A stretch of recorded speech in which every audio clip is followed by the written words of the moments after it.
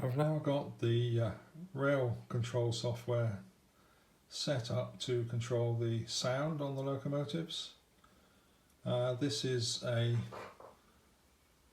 .NET Blazor application, and this is the page where I set up the locomotives.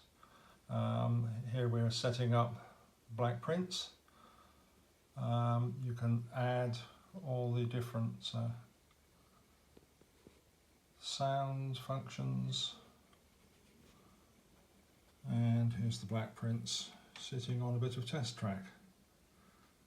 Now if I click sound on,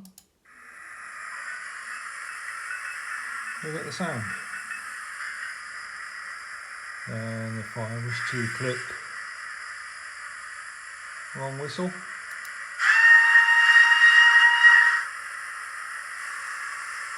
bit of coal shoveling,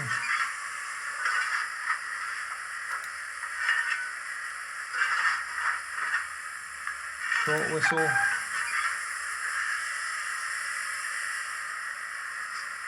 guard's whistle,